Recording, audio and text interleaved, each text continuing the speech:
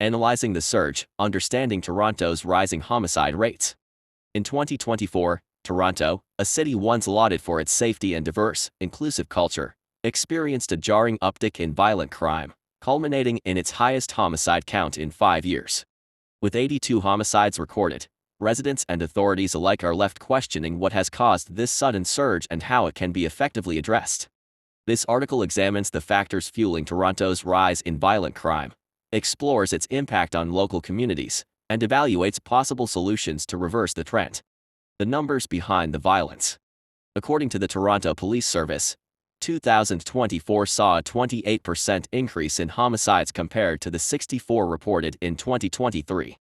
This jump has sparked concern among community leaders, city officials, and citizens across the Greater Toronto Area, GTA. What's even more unsettling is the nature of the violence. Many of these homicides were firearm-related and occurred in public settings, including parks, streets, and even schools. Peel back the statistics, and a deeper story begins to emerge. A large proportion of the victims and perpetrators are young men, often from marginalized communities where economic and social disparities are persistent. Gang violence, disputes over drug territory, and interpersonal conflicts have all been cited as key drivers of the increase in killings. The role of organized crime. Experts and law enforcement officials have pointed to a troubling resurgence in gang-related activity across the city. In neighborhoods such as Rexdale, Jane and Finch, and parts of Scarborough, turf wars and retaliatory violence have become increasingly common. The criminal networks involved in drug trafficking, gun smuggling, and extortion have become more sophisticated, leveraging social media platforms to recruit youth and orchestrate attacks. Detective Superintendent Peter Morera of the Toronto Police Homicide Unit has stated that more than 60% of the murders in 2024 had gang links or organized crime connections. This organized violence isn't just restricted to traditional street gangs, it now includes biker gangs, foreign criminal syndicates, and evolving digital networks. The crisis of guns and accessibility. Another critical factor in Toronto's rising homicide rate is the proliferation of illegal firearms. Despite Canada's strict gun laws, a significant number of guns used in Toronto's violent crimes are smuggled from the United States. In 2023, over 70% of guns recovered from crime scenes in Toronto originated from across the border. Initiatives like the Cross-Border Firearms Task Force have made headway in intercepting illegal shipments, but many weapons still make their way into the hands of criminals. The increased accessibility of guns has escalated the severity of confrontations, where fists or knives once dominated.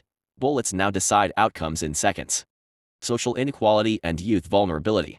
Beyond law enforcement and organized crime, Toronto's homicide crisis is deeply intertwined with broader social issues. Many of the most affected communities face high rates of poverty, limited access to education, underemployment, and systemic discrimination. These conditions create fertile ground for violence and despair. Young people, particularly from racialized backgrounds, are often targeted for recruitment by gangs that promise fast money, status, and belonging, elements sorely lacking in their lived environments.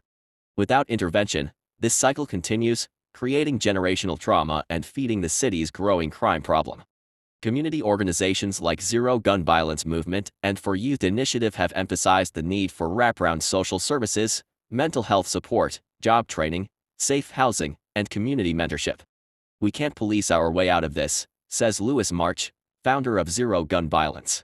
We need holistic approaches that deal with root causes. Policing, politics, and public trust.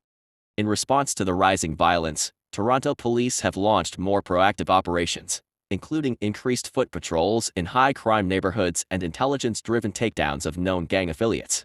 However, these efforts have not been without controversy. Many residents, especially those from racialized communities, remain wary of over-policing and racial profiling. Balancing effective crime prevention with respect for civil liberties remains a complex challenge. Trust between police and the communities they serve must be rebuilt through transparency, accountability, and community engagement. Mayor Olivia Chow has called for a multi-pronged strategy that includes increased police funding for targeted investigations, as well as investments in housing, education, and mental health resources. Safety isn't just about arrests, it's about opportunity, she stated in a January 2025 press conference. Looking forward, Toronto stands at a critical crossroads.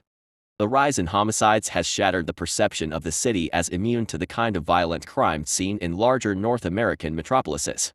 But it also presents an opportunity, a moment to reflect on what kind of city Toronto wants to be and what collective action is needed to restore safety and peace. Combating this epidemic of violence will require a coordinated effort from all levels of society. Government agencies, schools, families, grassroots organizations, and private citizens must come together to build a resilient, inclusive, and safe Toronto. Solutions must be data-driven but community-informed, urgent yet sustainable. In the words of local activist Sadia Ahmed, every homicide is more than a number. It's a life lost, a family broken, and a community shaken. We can't afford to be numb.